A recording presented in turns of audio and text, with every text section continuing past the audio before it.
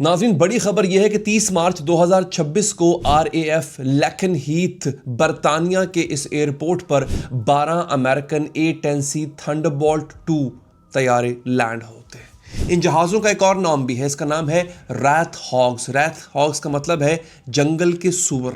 ये नाम क्यों पड़ा? क्योंकि ये जहाज़ इंतहाई बदसूरत है और उतना ही कातिल जहाज़ है।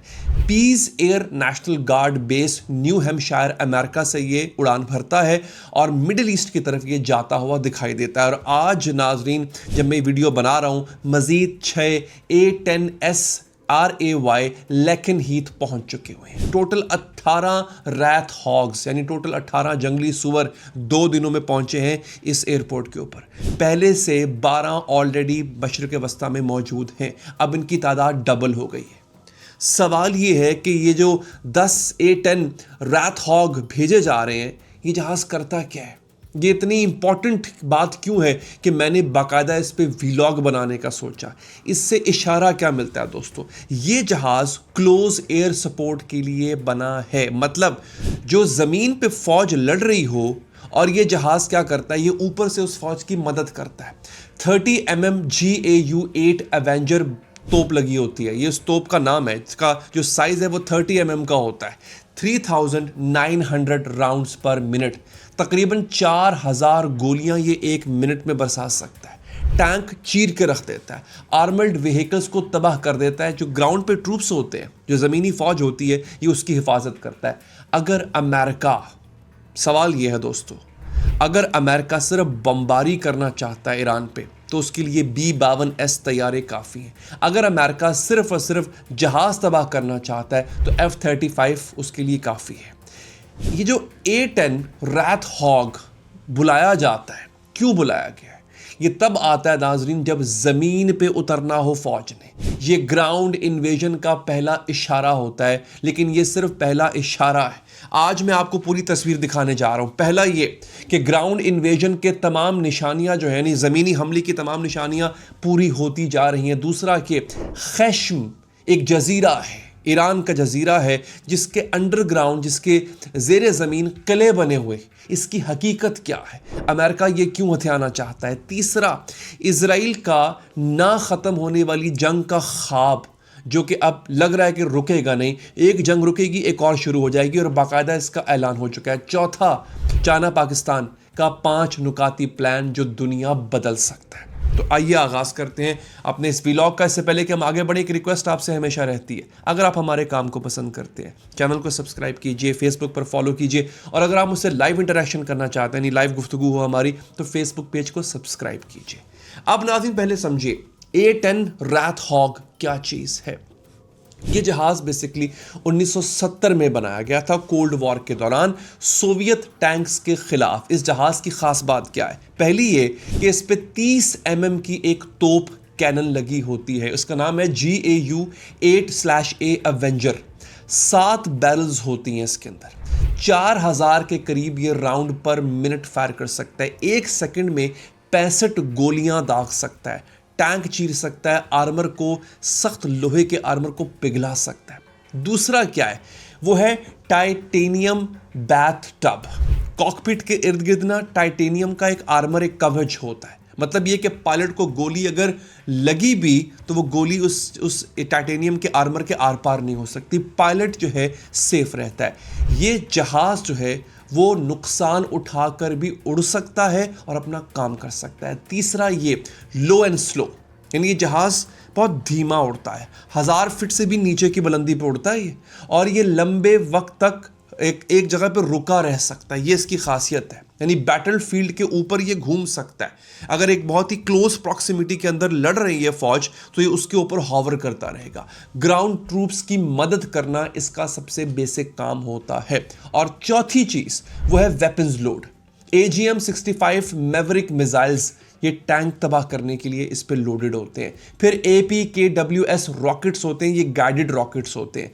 AIM-9 साइड विंडर ये एयर डिफेंस के लिए होता है, और इस पे बॉम्ब्स होते हैं। 500 पाउंड से लेके 2000 पाउंड वजन के बॉम्ब्स होते हैं। ये जहाज जमीन की लड़ाई के लिए बना है जहाज, मगर ये ज़मीनी लड़ाई के लिए है, और इसको मशरिक़ वस्ता भेजा जा रहा है। लेकिन दोस्तों सवाल ये है कि A-10 जहाज रैथ हॉक जो है ये तो पहले भी मौजूद था इस इलाके में, और पहले से क्या कर रहा था दोस्तों। ज्वाइंट चीफ्स ऑफ स्टाफ के चेयरमैन है जनरल डैन केन, उन्होंने 19 मार्च को कहा था कि the A-10 warthog is now in the fight across the southern flank and is hunting and killing fast attack watercraft in the Strait of Hormuz. यानी ये जो A-10 रैथ हॉग है ये इस वक्त क्या कर रहा है, जनूबी फ्रंट के ऊपर लड़ रहा है। बहरे हुर्मज में जितनी भी कश्तियां हैं ईरानियों की, फास्ट ट्रैक बोट्स हैं, उनको शिकार कर रहा है और गिरा रहा है दोस्तों। सेंटकॉम के मुताबिक A-10S ने 120 से ज़्यादा ईरानी जहाज़ों को तबाह किया है।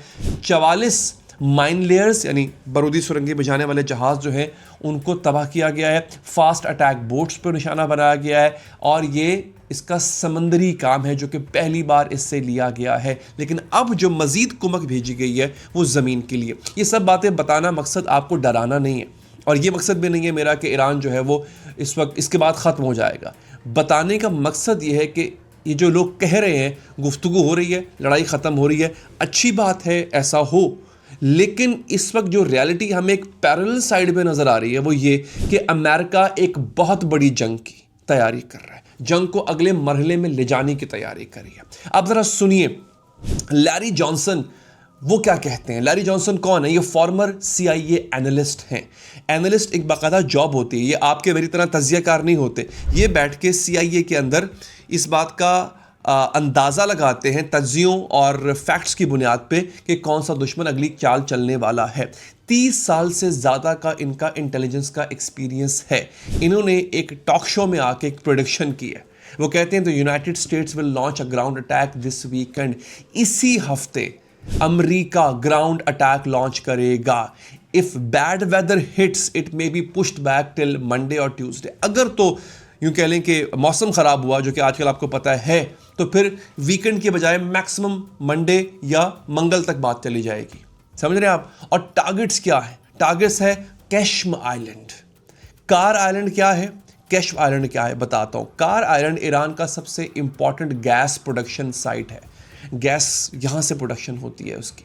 कश्म आइलैंड या QESHM कहते हैं। कश्म आइलैंड जो है ये ईरान का अंडरग्राउंड मिसाइल फोर्ट्रेस है, यानी ज़ेरे ज़मीन ईरान का जो मिसाइल का एक ज़ख़ीरा है, ये उसका किला है। लैरी जॉनसन कहते हैं कि massive special operation assets have already been poured into the region. बहुत बड़े पैमाने पर स्पेशल ऑपरेशंस के जो असासे हैं वो इस खित्ते में भेजे जा चुके हुए हैं। कहाँ डिप्लॉयड है, कहाँ भेजे गए हैं? इसराइल में और उर्दन में उतारे गए हैं दोस्तों। ये भी सुन लीजिए आप, ये लैरी जॉनसन कह रहे हैं। फिर आगे जो है उनको भेजा जाएगा, उनको मोस्ट प्रोबेबली जो है वो कतर के अलुबैद उबैस पर भेजा जा सकता है या अगले मोर्चों पे भेजा जा सकता है। लैरी जोन्स का फाइनल असेसमेंट क्या है? अब ज़रा ये बहुत इंपॉर्टेंट है आपके सुनने के लिए, क्योंकि आप लोगों ने A-10 जहाज़ के बारे में सुन लिया, आपने ट्रूप्स की डिप्लॉयमेंट के बारे में सुन लिया। हो सकता है कि आप लोगों में से कुछ लोग घबरा गए होंगे, न जाने क्या होने वाला है। लैरी जॉनसन कहता है इट विल फेल, नाकाम होगा, ये बुरी तरह नाकाम होगा। वो कहते हैं they may take control of the Qeshm island but then what, यानी शायद वो कैश्म आइलैंड का पर कब्जा कर ले, लेकिन फिर क्या? वो कहता है Iran still has drones, submarines, under water drones and missiles in the cliffs. उन छोटी पहाड़ियों के अंदर ईरान ने अपना असलहा जो है वो फिट करके रखा हुआ है, निशाना इन पे बांध के रखा हुआ है। उसके पास अभी भी छोटी सबमरीन्स हैं, ड्रोन्स हैं, अंडर वाटर ड्रोन्स हैं। उसके पास पहाड़ों में मिसाइल्स उसने छुपा के रखे हुए हैं। What they are creating is a big fat target that Iran is going to attack. America क्या बना रहा है? अमेरिका एक मोटा ताज़ा टारगेट क्रिएट कर रहा है बिल्कुल ईरान की बगल में, जिसको ईरान बड़ी आसानी से हिट कर सकता है। ये लैरी जॉनसन का कहना है दोस्तों, जो CIA एनालिस्ट है। 30 साल उसने इंटेलिजेंस में गुजारा है। अब मैं आपको बताता हूं ये कैश्म आइलैंड क्या है।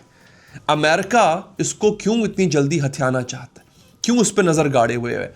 टेलीग्राफ की रिपोर्ट है, टेलीबार अब जो अखबार है आप गूगल कर सकते हैं, वो लिखता है कि if Donald Trump were to order a ground assault to help reopen the Strait of Hormuz, Qeshm island would be the most likely target. अगर ट्रंप हॉर्मुज खोलने के लिए ग्राउंड असॉल्ट का ऑर्डर करता है तो कैश्म आइलैंड जो है वो सबसे ज़्यादा मुमकिन टारगेट होगा। But the arrow shaped island is formidable target, यानी ये जो एक तीर की शक्ल वाला आइलैंड है ये इंतहाई दुश्वार आइलैंड है। फॉर्मिडेबल का मतलब है जिसे जीतना इंतहाई मुश्किल।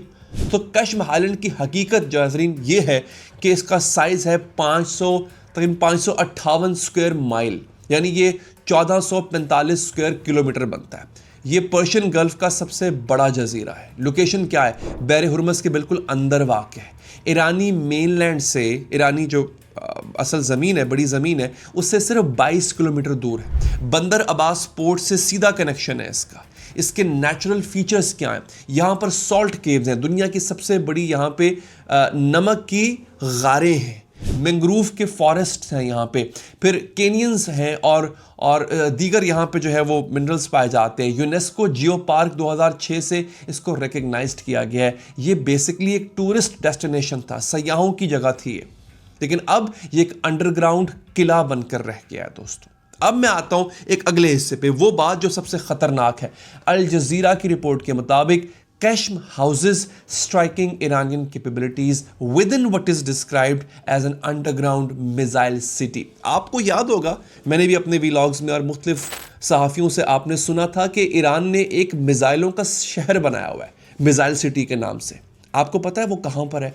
वो इस आइलैंड पर है बेसिकली। और ये जो मैं आपको अल जज़ीरा की रिपोर्ट बता रहा हूँ, वो कहता है कि कश्म के अंदर स्ट्राइकिंग ईरानियन कैपेबिलिटीज़ हैं। कश्म पूरे जजीरे में ईरानियों के पास सलाहियतें हैं कि इस पूरे जजीरे को निशाना बना सकते हैं, जो मिसाइल सिटी के तौर पे डिस्क्राइब होती हैं ज़मीन के ज़ेरे ज़मीन, ज़मीन के नीचे। Retired Lebanese brigadier general Hassan Jouni ने कहा है कि these vast networks are designed for one primary purpose, to effectively control or close the Strait of Hormuz। अब ज़रा समझिए कश्म की हकीकत आप, कि ये जो बड़े बड़े नेटवर्क्स बनाए गए हैं इस जजीरे के अंदर, इसका सिर्फ एक मकसद था कि यहाँ से बैठ के ईरान बहर हुर्मुज़ को कंट्रोल करेगा, उसको बंद करेगा। ज़ेरे ज़मीन, ज़मीन के नीचे टनल्स हैं जो कि दर्जनों के हिसाब से हैं और किलोमीटर्स लंबी हैं।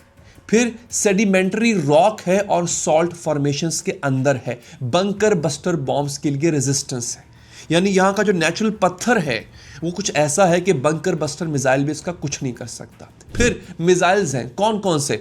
नूर एंटी शिप क्रूज मिसाइल्स है, कादर मिसाइल है जिसकी 300 किलोमीटर रेंज है, गदर 380 मिसाइल है जिसकी 1000 किलोमीटर रेंज है, H/2 silk worm close range tanker strikes, Qasim 1 ballistic missiles, Kheibar Shekan manoeuvring missile है, फास्ट अटैक बोट्स हैं सैकड़ों की तादाद में। टनल्स के अंदर छुपे हुए फौजी हैं, एक इशारे पे बाहर निकलेंगे और तबाही मचा देंगे। फिर यहाँ पर नेवल ड्रोन्स हैं, अनमैन्ड सरफेस व्हीकल जिसको USVs कहा जाता है, सुसाइड ड्रोन्स हैं जो समंदर के ऊपर चलते हैं, माइंस यानी बारूदी सुरंगें हैं, नेवल माइंस हैं, एंटी शिप माइंस हैं, कॉन्टैक्ट माइंस हैं और इन्फ्लुएंस माइंस हैं। पाकिस्तानी इनकलाब ने खुद वीडियो रिलीज की थी मार्च 12, 2026, जिसमें सब कुछ दिखाया भी गया था। लेकिन यहां पर रुकिए, ये सिर्फ अमेरिका की जंग नहीं है दोस्तों, इस जंग का एक और खिलाड़ी है, वो है इसराइल। और इसराइल क्या चाहता है? अल जजीरा की ब्रेकिंग न्यूज़ है, वो कहता है no promises this will be Israel's last war, says Israeli foreign minister. Israeli foreign minister कहता है कि कोई वादा नहीं कर सकते कि हमारी आखिरी जंग होगी। फाइनेंशियल टाइम की रिपोर्ट कहती है Israel's prime minister is preparing the country for a future of open ended war against perceived threats. Israel का प्राइम मिनिस्टर मुल्क को ये एक तरह से यकीन दिला रहा है कि अब हमारा मुस्तकबिल जंगों में है, हमने जंगें ही लड़नी है। नेतन्याहू का एडवाइजर है ओफिर फॉल्क, उसने NPR को स्टेटमेंट दिया, वो कहता है we are negotiating with bombs, हम बम्बों से मुज़ाकरात कर रहे हैं। ईदर दे सरेंडर और will be left with sticks and stones, या तो वो सरेंडर कर दे, हथियार डाल दे, या उनके पास सिर्फ पत्थर और लकड़ियां रह जाएंगी। इजराइल रुकना नहीं चाहता, ये जंग इजराइल के लिए कभी ख़त्म नहीं होगी नाज़रीन। लेकिन उसी वक्त जब ये हो रहा है, अमेरिका ग्राउंड इन्वेजन की तैयारी कर रहा है, जब इजराइल एंडलेस वॉर्स की बात कर रहा है। दूसरी तरफ क्या हो रहा है, अब मैं आपको यहाँ से लेकर चलता हूँ बीजिंग। बीजिंग में 31 मार्च 2026 को पाकिस्तान के फॉरेन मिनिस्टर इसहाक डार और चाइना के फॉरेन मिनिस्टर वांग यी दोनों ने एक डॉक्यूमेंट जारी किया। वो डॉक्यूमेंट बड़ा इंपॉर्टेंट था, 5-point initiative of China and Pakistan for restoring peace and stability in Gulf and in the Middle East region। खलीज और मिडल ईस्ट के अंदर अमन और इस्तेहकाम पैदा करने के लिए 5 नुकाती इनिशिएटिव है चाइना और पाकिस्तान का। ये डॉक्यूमेंट दुनिया बदल सकता है। अब जरा इन 5 पॉइंट्स को समझिए एक एक करके। पहला पॉइंट है इमीडिएट सीजेशन ऑफ हॉस्टिलिटीज, फौरी तौर पर लड़ाई बंद करो।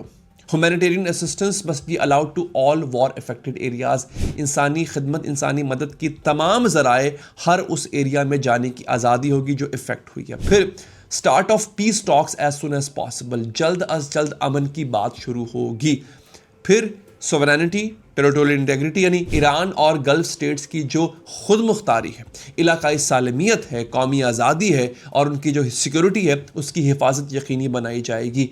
अब ये इंपॉर्टेंट है, चाइना ने दोनों तरफ को शामिल किया है, ये जरा याद रखिएगा। आगे पॉइंट नंबर 3, शहरों की हिफाजत या शहरियों की हिफाजत, security of non military targets, गैर अस्करी टारगेट्स की हिफाजत। फिर अगला बहुत इंपॉर्टेंट है पॉइंट नंबर 4, वो है हॉर्मुज़ की सिक्योरिटी, ये सबसे इंपॉर्टेंट है। The Strait of Hormuz together with its adjacent waters is an important global shipping root. आगे सुनिए, वो कहते हैं कि बहर हॉर्मुज़ अपने आसपास के पानियों के साथ एक ग्लोबल शिपिंग का अहम रास्ता है। Allow the early and safe passage of civilian and commercial ships, civilian और कमर्शियल जहाज़ों को जल्द और महफूज गुजरने की इजाज़त मिलनी चाहिए। कुछ दिखा आपको यहाँ पे, समझ आई? बताता हूं। यहां पे मिलिट्री वेसल्स का जिक्र नहीं है, यहां पे सिर्फ सिविलियन और कमर्शियल जहाज़ों की बात हो रही है। इसका मतलब क्या है दोस्तों? यूएस नेवी इस फ्रेमवर्क से बाहर है। Restore normal passage through the Strait of Hormuz as soon as possible, यानी जल्द अज जल्द बहर हॉर्मुज़ से नॉर्मल स्टेटस बहाल करो। ये नॉर्मल का क्या मतलब है? यहां पे एम्बिग्युइटी है, अबहाम है, जानबूझ के डाला गया ये अबहाम। नॉर्मल में ईरान का टोल सिस्टम भी आता है। ये आपने, चाइना ने ये 5 नुकात दिए हैं, ऐसे ही नहीं दिए। यानी वो नॉर्मल का मतलब ये है कि ईरान जो टोल मांग रहा है वो भी देना पड़ेगा आपको। पॉइंट नंबर 5, यूएन चार्टर की जो है वो सरबुलंदी, उसको जो है वो टॉप पे रखा जाए। Primacy of the United Nations charter, कैसे भला? Establish a comprehensive peace framework, एक मुकम्मल अमन का फ्रेमवर्क कायम किया जाए। अब इस फ्रेमवर्क का मतलब समझिए। एक एनालिस्ट लिखते हैं कि for a waterway where the US navy has operated as if by the divine right for decades, this is pretty meaningful. यानी एक समंदरी रास्ता जहां अमेरिकी नेवी ने दहाइयों से ऐसे ऑपरेट किया जैसे वो उसका हक है। अब ये जो स्टेटमेंट है बहुत मीनिंगफुल हो गया। वो कहता है कि ये फ्रेमवर्क यूएस नेवी को इफेक्टिवली बाहर कर देता है। एनालिस्ट ये भी लिख रहा है कि नॉर्मल में ईरान की सजेस्टेड टोल फी भी शामिल होती है। आगे वो कहता है जो चाइना और पाकिस्तान इशारा कर रहे हैं वो ना अमेरिकन फ्रीडम ऑफ नेविगेशन है, ना ईरान की जंग वाली ब्लॉकेड है, बल्कि एक तीसरा रास्ता है। वो कैसा? A Swiss like Hormuz paradigm where Iran's sovereignty is acknowledged but passage is open to all commercial traffic for a fee। जैसे स्विस कनाल है मिस्र का, उस जैसा फ्रेमवर्क बनाया जाएगा जहां ईरान की खुद मुख्तारी तस्लीम की जाएगी, लेकिन कमर्शियल ट्रैफिक के लिए एक रास्ता भी होगा, एक फी के बदले, एक फीस के बदले आपको उसका यूं कह लें कि एक वहां से जो चुंगी है वो देना पड़ेगी। ये अमेरिका के लिए स्विस मूवमेंट है। 1956 में बरतानिया और फ्रांस ने स्विस कनाल पर कब्जा करने की कोशिश की, वो नाकाम हुए और उनकी ग्लोबल पावर खत्म हो गई थी। अब अमेरिका का ये स्विस मूवमेंट है, यानी वही जो कुछ बरतानिया और फ्रांस के साथ स्विस कनाल में हुआ वो अमेरिका के साथ यहां पर हो रहा है बहर हॉर्मुज़ के अंदर। एनालिस्ट इस बात की तरफ इशारा कर रहे हैं। और अब जरा ये हिस्सा समझिए, पाकिस्तान और इंडिया के लिए इसका क्या मतलब है।